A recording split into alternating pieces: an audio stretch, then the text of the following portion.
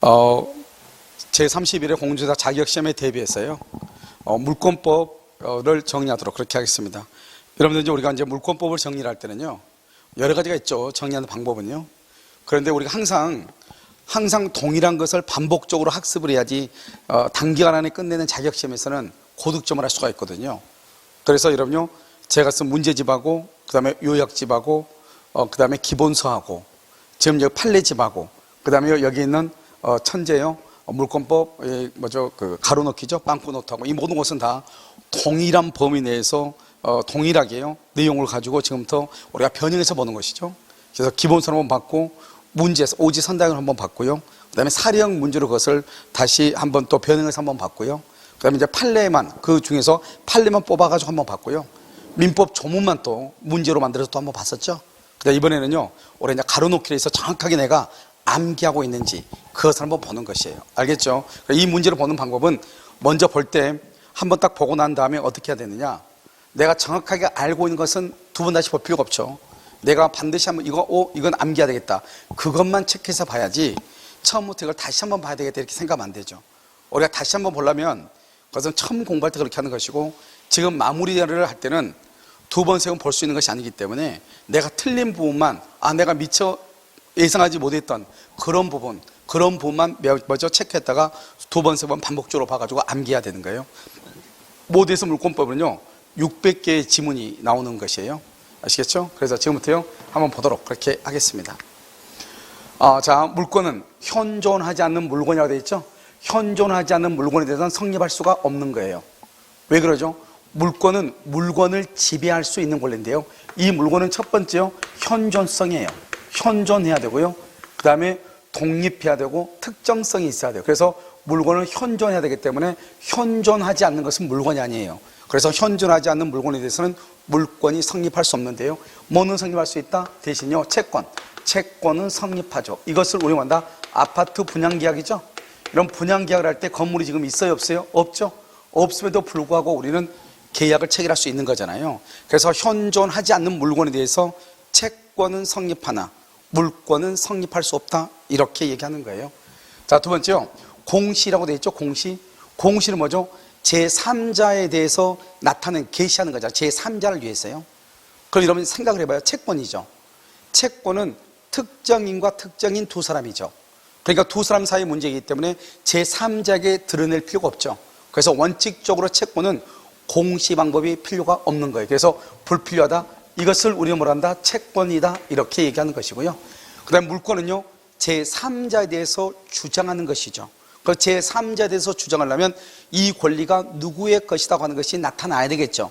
그래서 우리가 보면 부동산의 경우는 등기라고, 동산의 경우는 인도를 하고, 그 다음에 분묘기지권은 뭔가 봉분이 있어야 되고요.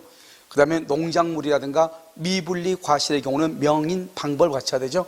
이것을 뭐란다? 물권은 공시가 필요하다, 이렇게 얘기하는 거예요. 그 다음에 여기 저당권의 목적이 되어 있나요? 저당권의 목적은 뭐냐면 일단 부동산 또는 부동산이 돼야 되고요.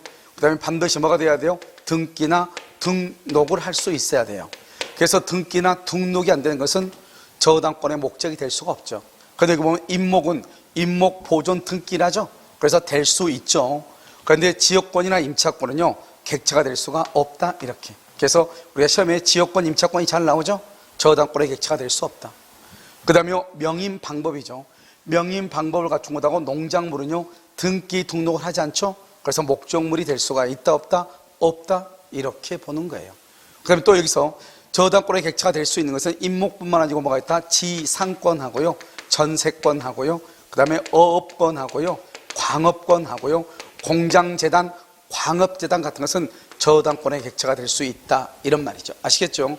이것은 왜 이렇게 나오냐면요, 우리가 여기서 문제가 뭐죠? 물권의 의의라고 되어 있잖아요. 이 물권의 의의는 사실 여기 4개밖에 안 나와 있지만 실질적으로 문제가 어떻게 나오냐, 우리 물권법의 전체에 대해서 지문을 가지고 하나씩 쓰는 게 바로 물권의 의의예요. 알겠죠?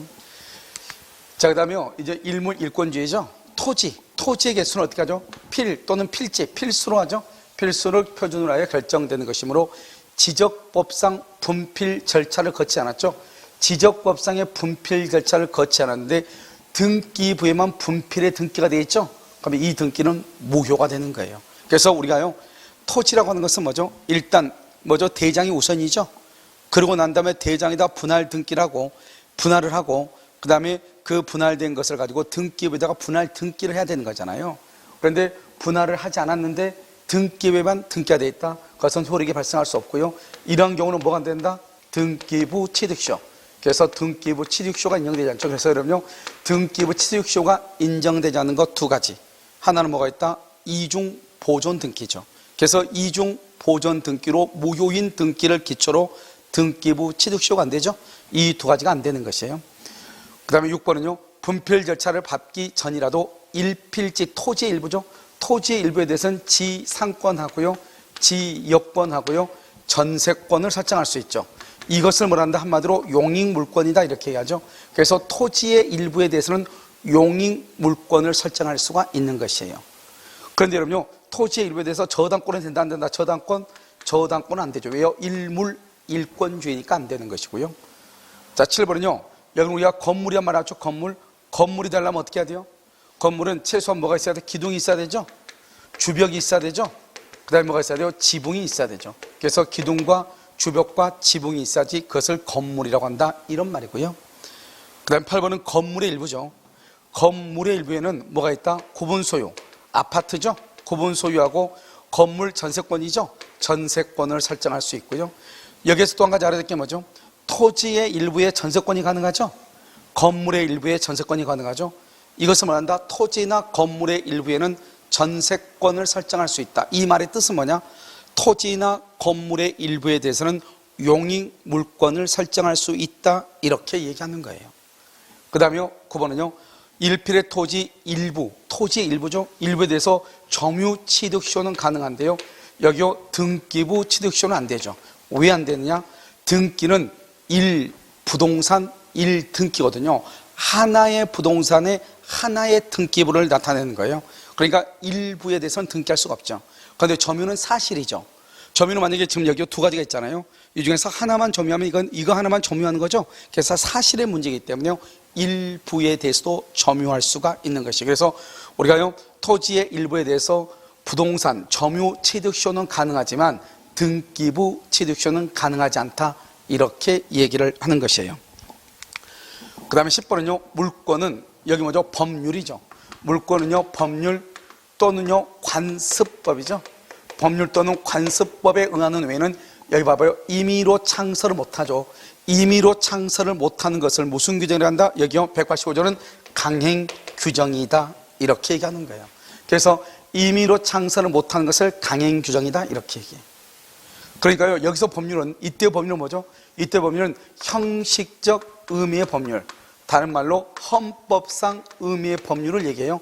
형식적 의미의 법률, 헌법상 의미의 법률을 의미하고 뭐는 안 된다? 여기서 명령하고 규칙, 명령과 규칙은 제외되는 것이죠. 그래서 우리가 법률은 헌법상 의미, 형식적 의미의 법률을 의미한다 이런 말이고요. 관습법상 물권으로 인정되지 않는 것이죠. 여기 시험에 이건 몇 번 나왔죠? 사도통행권, 원청권이죠. 그 다음 미등기 무허가 건물의 양수인 우리나라는 형식주의죠. 등기를 함으로써 소유권을 취득하죠. 공원 이용권 이렇게 했죠. 이 네 가지가 관습상 물권이고요. 여러분 여기 보면 여기 온천수죠. 온천수. 이 온천수는 생활에 필요한 용수가 아니에요. 알겠죠? 생활 용수가 아니다. 이게 중요해요. 온천수는 온천수를 가지고 우리가 빨래를 하고 밥 짓고 세수하고 이런 거 아니잖아요. 그래서 생활 용수가 아니다. 이것이 중요해요. 됐죠? 그래서 네 가지를 암기하시고요. 12번 185조는 강행 규정이죠. 물권 법정주의에 위반되면 강행 규정이 위반이죠. 그럼 유효이다, 무효이다, 무효이다 이렇게 얘기하죠. 무효 이렇게. 이것은 이제 우리는 물권 법정주의의 일부에서 봤고요. 다시 한번 볼까요? 또 뒤에요. 소유자는 소유권의 사용 수익 권능을 대세적으로 유효하게 포기할 수가 없어요. 왜 그러느냐? 소유권은 뭐다? 먼저 사용 수익 권능하고요, 처분 권능 이렇게 되어 있거든요. 이것을 뭐란다? 내용이라고 하고요. 소유권을 뭐란다? 종류라고 하는 거예요. 그럼 물권 법정주의는 종류와 내용을 법으로 정한다 이 말이죠. 이것은 강행 규정이니까요, 다른 내용의 소유권이나 다른 종류의 물권을 설정할 수가 없다 이 말이죠. 그런데 소유권은 사용 수익하고 처분을 할 수 있어야 되는데요, 사용 수익이 없는, 사용 수익을 할 수 없는 소유권이라는 것은 있을 수가 없죠. 그것은 물권 법정주의에 위배되기 때문이다 이 말이죠. 그래서 처분 권능만을 내용을 하는 소유권을 허용할 수가 없는 것이에요. 아시겠죠? 아직 우리 시험에는 나오지 않았지만 여러분들이 이것은요 잘 알고 있어야 돼요. 그래서 우리가 물권 법정주의라는 것은 내용 강제, 종류 강제다 이렇게도 표현을 하는 거예요. 아시겠죠? 자, 우선적 효력이라고 돼 있죠. 자, 13번 볼까요? 물권 상호이죠. 물권 상호에서 제한 물권은요 언제나 소유권에 우선하죠. 그래서 소유권과 제한 물권이 부딪히면 누가 우선해요? 제한 물권이 우선하죠. 그래서 그럼 제한 물권은 소유권을 일시적으로 제한하는 것을 얘기하는 거잖아요. 자, 이번에요 15번은 동일한 부동산에 대해서 설정된 여러 개의 권리의 순위는, 동일한 부동산은요 뭐를 따진다? 등기, 설정 등기의 전후에 따라서 따지는 거죠. 그래서 설정 시기죠. 그래서 제한 물권을 설정하는 시기에 따라서 달라지죠. 그래서 전후에 따라서 달라진다. 그런데 여러분요, 우리가 유치권 같은 경우는 점유만 하지 등기를 하지 않잖아요. 그래서 원칙적으로 유치권의 경우는 등기를 하지 않고 따라서 다른 물권과 우열을 논할 수가 없잖아요. 그래서 원칙적으로 우선적 효력이 없는 거예요. 그 다음에 16번은요, 여기 보면 우리가 16번에서 보면 우선적 효력이 없고 방금 얘기했죠? 여기 혼동이나 소멸시효에 걸리지 않는 것, 이것을 우리는 뭐란다? 이것을 점유권이다 이렇게 얘기하는 거예요. 그래서 점유권은 우선적 효력이 없고 혼동에 걸리지 않고, 그래서 여러분 점유권은 혼동 걸리지 않고 점유권은 소멸시효에 걸리지 않고, 그래서 소멸시효에 걸리는 것은 우리 민법의 물권의 8가지 중에서 소멸시효에 걸리는 것은 지상권하고 지역권이죠. 20년이요. 그런데 전세권은 원칙적으로 소멸시효에 걸리지 않죠. 왜요? 장, 전속 기한이 몇 년에 불과하다? 10년에 불과하고요. 10년을 초과하면 몇 년으로 단축된다? 10년으로 단축이 되는 것이죠. 아시겠죠? 자, 17번. 물권과 채권 상호간에 있어서 원칙적으로 뭐가 우선한다? 물권은 채권에 우선하죠. 물권은 채권에 우선하는 것이 원칙이죠. 그래서 물권은 절대권으로서 세상 누구에게나 주장할 수 있는 대세권이고 대항력이 있죠. 채권은 특정한 사람과의 관계이죠. 그래서 대인권이고 상대권이고, 알겠죠? 대항력이 없는 것이 원칙이란 말이죠. 그래서 물권과 채권이 부딪히면 누가 우선한다? 물권이 우선하는 거예요. 그 다음에 18번은요, 주택의 소액 임차인이나 근로자의 임금 우선 특권 등은 뭐보다 우선한다? 물권이죠. 다른 말로 저당권. 이 저당권이 뭐죠? 물권이죠. 물권에 우선할 수 있다 이 말이죠. 물권보다 우선한다. 그래서 예외적으로요, 원칙적으로는 채권과 물권이 부딪히면 물권이 우선하지만 예외적으로 채권이 우선할 수도 있다 이런 말이죠. 그래서 주택임대차보호법, 상가건물임대차보호법, 그 다음에 임금 우선 특권의 경우에 여기에 해당한다 이런 말이죠. 자, 이제 물권적 청구권에 대해서 한번 보시죠. 자, 19번. 소유권에 기한 물권적 청구권의 규정은요, 여러분요, 질권하고요 유치권이죠. 질권하고 유치권에는 준용되지 않아요. 알겠죠? 준용한다는 말이 없어. 따라서요, 유치권에 기한 유치권에 기한 물권적 청구권은 없는 거야. 이게 아주 중요하죠. 그래서 누군가가 내가 유치 중에 있는데 누군가가 내가 유치 중에 있는 물건을 침탈하죠. 절도나 강도를 하죠. 그럼 유치권은 바로 소멸하는 거예요. 그래서 유치권자는 유치권에 기한 물권적 청구권을 행사할 수 없고 점유보호 청구권만 행사할 수 있다 이렇게. 20번. 지역권자는 뭘 하지 않죠? 지역권하고 저당권은 둘 다 뭘 하잖아요? 점유를 하지 않죠. 점유를. 지역권과 저당권은 점유하지 않으니까요, 누군가가 지역권을 침해하죠. 알겠죠? 그랬을 때는 침해를 이유로 승역지의 반환을 청구할 수가 있어요, 없어요? 반환을 청구할 수가 없다 이 말이죠. 저당권도 마찬가지죠. 뭐 하지 않는다? 점유하지 않죠. 그러니까 누군가가 저당 목적물을 침탈해 갔다 할지라도 저당권에게서 뭐를 청구할 수 없다? 건물의 반환, 인도를 뭐 할 수 없다? 청구할 수 없다 이 말이에요. 이 두 가지는 둘 다 뭘 하지 않는다? 점유를 하지 않는다. 그래서 지역권과 저당권은 점유보호 청구권이 없다 이런 말이죠. 22번. 임차인이 점유하고 있는 경우 이렇게 됐죠. 임차인이 점유하고 있는 경우는 점유하니까 점유를 하고 있죠.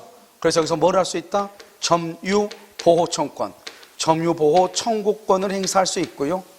그 다음에 임대인의 물권적 청권을 뭐 할 수 있다? 대위 행사하죠. 그래서 임대인은 보통 소유자를 얘기하죠.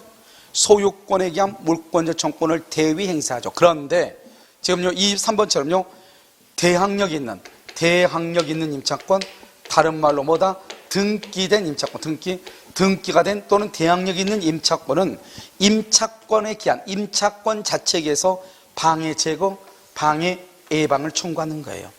그런데 여기에서는 뭐가 없다? 임차권 자체에 의해서 반환 청구는 없죠. 그것은 왜 그러냐?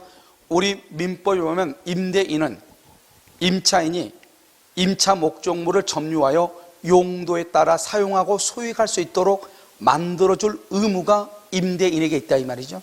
그러니까 누군가가 임차 목적물을 침탈을 하게 되면 임대인이 그것을 반환받아서 임차인에게 줘야 된단 말이죠. 그래서 원칙적으로 반환 청구는 임대인에게 주어지는 것이고요. 임차인은 임차권 등기를 해서 대항력이 발생하잖아요. 그러면 임차권 자체에 의해서 방해 제거와 방해 예방을 청구한다. 근데 시험에 여러분 잘 나오죠? 여기 보면 반드시 대항력 있는 임차권, 등기된 임차권 똑같은 말이에요. 알겠죠? 대항력이 있는 또는 등기된 임차권의 경우에만 방해 제거, 방해 예방을 청구하는 것이고 임차권이라고 해서 무조건 청구할 수 있는 것은 아니다. 이런 말이에요. 무슨 말인지 아시겠죠? 자, 이것을 얘기하는 것이고요. 그 다음에 24번요. 물권적 청구권이죠. 물권적 청구권은 현재 침해받은 소유자가 현재 침해하고 있는 점유자, 즉 직접 점유자, 간접 점유자에게 청구하는 것이고 점유 보조자는 점유자가 아니죠. 그래서 점유 보조자에게는 물권적 청구권을 행사할 수가 없는 거예요. 따라서 물권적 청구권은 물권과 분리해서 양도할 수 있다 없다? 없다. 그래서 물권과 분리해서 양도할 수가 없는 거예요. 아시겠죠?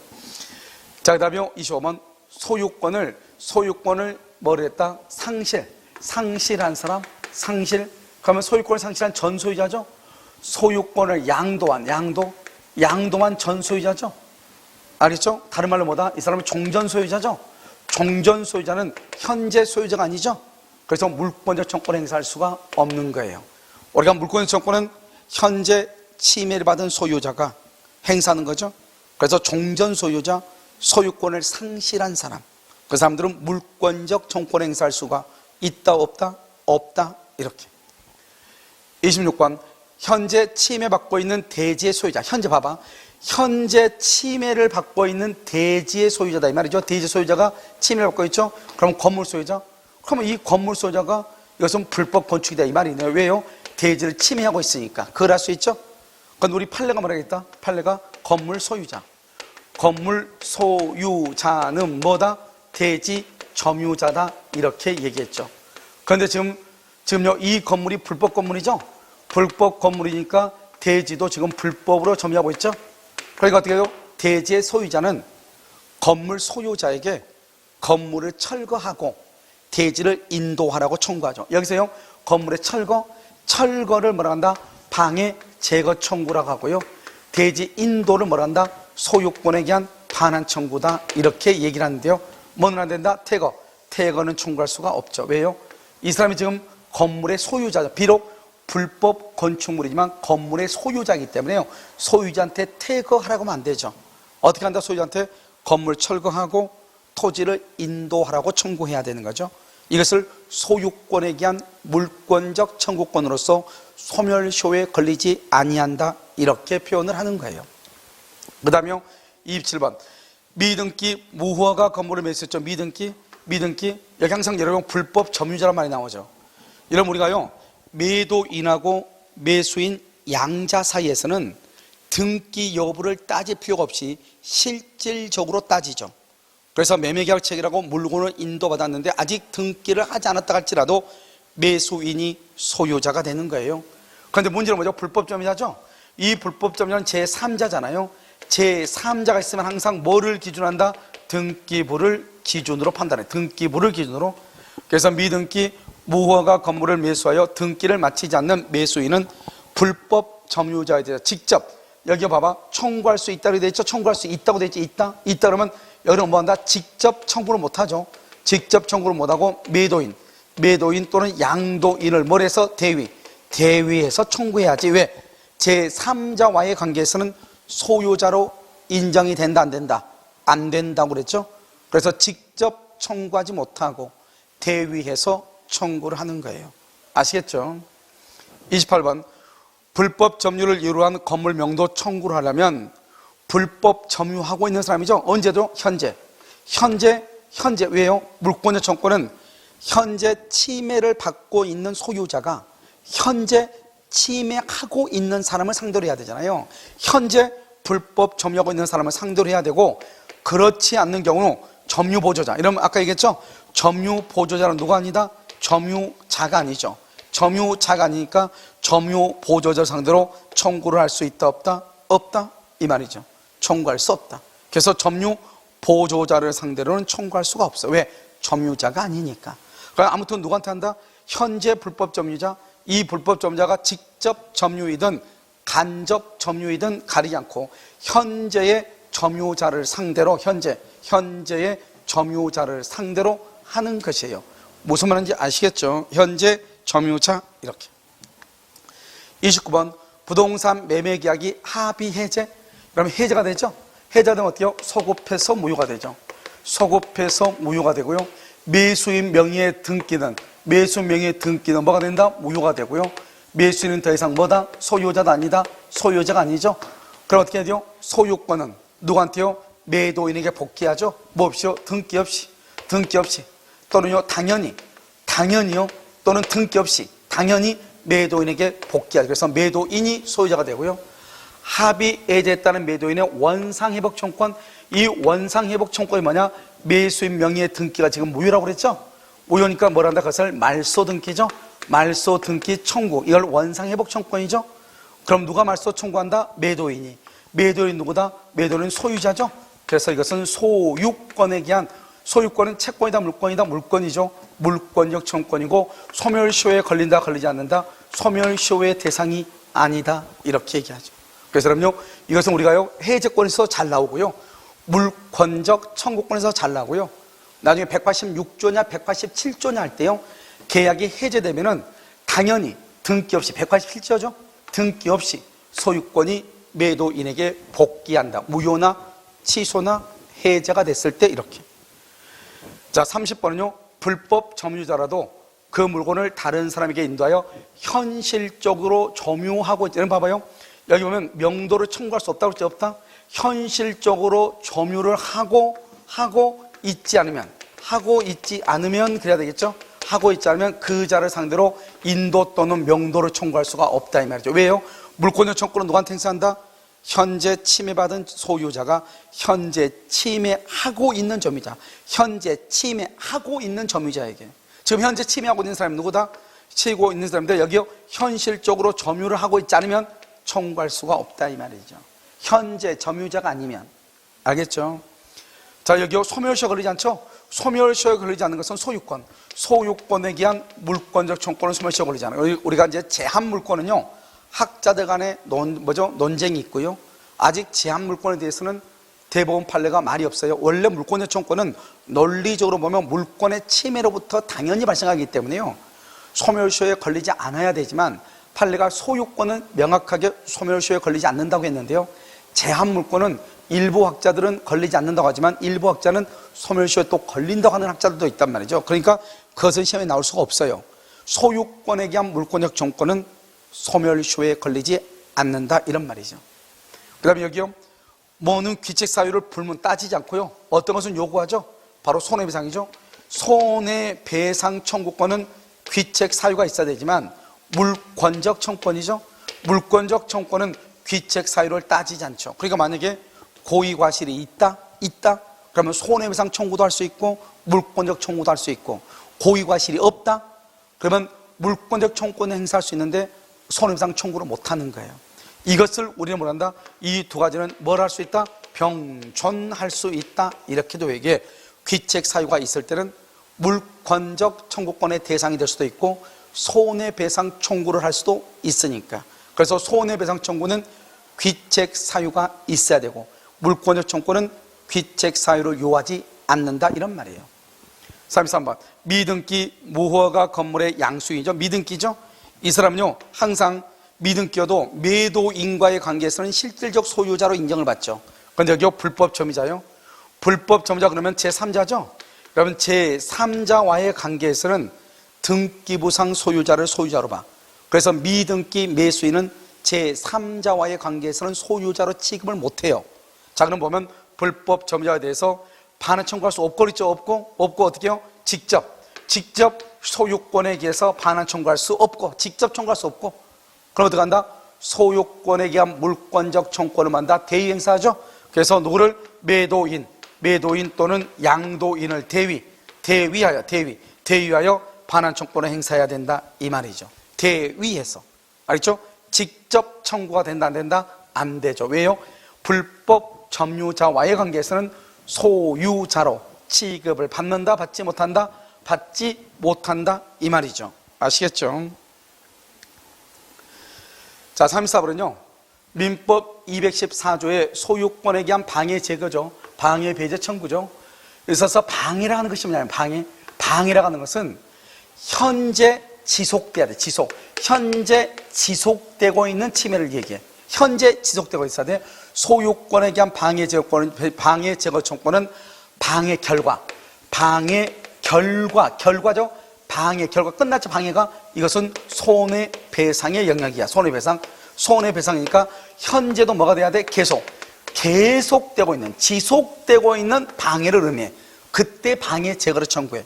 방해가 끝났다. 결과죠. 그러면 손해배상만 청구하는 거예요. 누군가가 내 자전거 위에 지금 올라타 앉아있다. 그럼 침해가 지속되어 있고 계속되고 있죠. 이때는 방해 제거. 그 올라타고 있던 사람이 내려왔어. 이미 내려왔는데 또 내려오라고 할 수 없잖아요. 내려왔는데 타이어가 펑크가 나 있어. 그러면 손해배상을 청구해야죠. 내 자전거 위에 내가 나한테 동의도 없이 자전거 위에 올라타 앉아 있다. 그럼 뭐가 있다? 침해가 지금 진행 중이죠. 내려왔다. 침해가 끝났죠. 그것을 결과라고 얘기해. 결과인데 손해가 있다.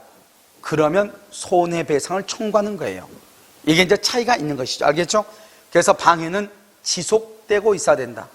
손해는 결과에 대해서다. 아시겠죠? 이렇게. 35번. 소유자가 침해자에 대해서 방해 제거 행위 또는 방해 예방 행위를 하는데 드는 비용을 청구할 수 있는 경우는 민법 214조가 뭐냐? 방해 제거 청구거든요.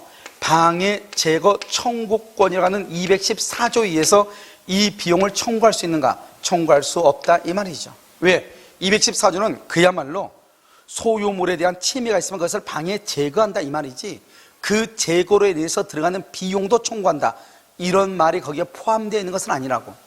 그럼 비용을 어떻게 청구한다? 비용은 채권이죠. 별도로 청구하는 거예요. 아시겠죠? 그래서 214조에 의해서 방해 배제 비용이나 방해 예방 비용을 말 수 없다? 청구할 수 있다 없다? 없다. 이게 아주 중요해요. 알겠죠? 그래서 방해 배제, 방해 예방 비용을 청구할 수 있다 없다? 없다. 별도로 청구를 해야 된다 이런 말이에요. 아시겠죠? 이렇게요. 자, 그 다음에 물권 변동이죠. 36권 아직 독립한 건물로서의 요건. 방금 우리가 한번 봤었죠. 건물로서의 요건은 뭐다? 기둥하고 그 다음에 지붕하고 그 다음에 주된 벽이 있어야 되죠. 주벽이 있어야 돼. 갖추지 못한 단계에서 갖추지 못했죠. 그럼 이것은요 뭐다? 기초공사만 했다 이 말이죠. 기초공사 한 상태에서 제3자가 잔여 공사를 진행해서 제3자가 완공을 했죠. 그러면 소유권은 누가 원시 취득한다? 이때는 제3자가 원시 취득을 하는 거예요. 완공한 사람이. 알겠죠? 그런데 문제는 뭐죠? 갑의 것을 을이 지금 제3자가 완공을 했잖아요. 그러면 갑이 기초공사 했을 거 아니에요? 기초공사를 할 때 비용이 들어갔어 안 들어갔어? 들어갔죠? 그러면 갑은요 을한테 그 비용을요 원시 취득자에게 비용을 청구할 수 있어. 부당이득으로 비용을요 부당이득으로 청구할 수 있는 거야. 내가 기초공사할 때 드는 비용이 1,000만 원 정도 들었으니 그 돈을 부당이득으로 반환해라. 그 비용에 대해서 부당이득 반환을 청구할 수가 있다 이런 말이에요. 아시겠죠? 37번 건축공사가 중단되었던 미완성 건물을 인도받아 나머지 공사를 마치고 완공한 경우 건물이 중단된 시점에서 이미 기둥하고 지붕하고 주벽이 있다. 기둥하고 지붕하고 주벽이 있다. 그럼 이것은 건물이다 이 말이에요. 건물. 그럼 누가 소유권을 취득하냐? 매수에서 완공한 사람이 소유권을 취득하는 것이 아니고 최초의 건축자가 소유권을 취득하는 거예요. 알겠죠? 이루어졌다면 누가 원시 취득한다. 원시 취득 누가? 최초의 건축자. 알겠죠? 처음에 건물을 건축한 사람. 그것을 완공한 사람이 아니고, 알겠죠? 최초의 건축주가 그래서 원시 취득한다 이 말이죠. 여기하고 완전히 다르죠. 여기는요 아예 기초공사만 한 상태고, 여기는 갑이라고 하는 사람이 적어도 기초공사를 하고 뼈대를 붙여서 1층 지금 1층 2층까지 이렇게 건물을 지었다 이 말이죠. 그럼 누가 보더라도 이것은 건물인데 아직 완공이 되기 전에 그것을 을한테 팔아서 을이 건물을 완공시켰다. 이런 경우는 어떻게 한다? 일단 최초의 건축업자가 원시 취득을 하는 것이다. 이렇게. 그래서 36하고 37은 약간 다르죠. 자, 38은요. 건축물 도급계약에서 수급인이란 말이 중요하죠. 수급인이요. 재료와 노력이죠. 우리 이것을 가공이라고 하는 거죠. 이렇게 재료와 노력을 들어서 건물을 짓죠. 그럼 이것은 누구의 소유다? 수급인이 원시 취득해. 그래서 이것을 뭐란다? 이것을 재료주의다. 이렇게 얘기하는 거예요. 그런데 도급인과 수급인 사이에 완성된 건물의 소유권을 도급인에게 귀속시키기로 뭐가 있다? 합의가 있죠. 합의. 그럼 이것은 누구 것이다? 도급인에게 귀속해. 원시 취득해. 알겠죠? 원칙은 수급인. 도급인에게 귀속시키기로 합의하면 도급인. 39번 채무의 담보를 위하여 채무자가 비용과 노력. 그러면 채무자가 원시 취득해. 그런데 건축 허가 명의로 건축 허가를 채권자 명의로 허가라도 필요 없어. 건축 허가는 행정상의 편의인 것이고, 실질적으로 우리가 가공에서는 누가 재료를 댔느냐가 원칙적으로 중요해. 재료주의니까. 그래서 누가요? 채무자가 원시 취득해. 재료와 비용이 원칙적으로 그 사람이 가공해서 재료주의죠. 그래서 원칙적으로 채무자가 원시 취득한다 이런 말이에요. 무슨 말인지 아시겠죠? 자, 다음에는요. 그러니까 법률 행위에 의한 물권 변동이죠. 그럼 이것은요 잠깐 우리가 쉬었다가요 하도록 그렇게 하겠습니다.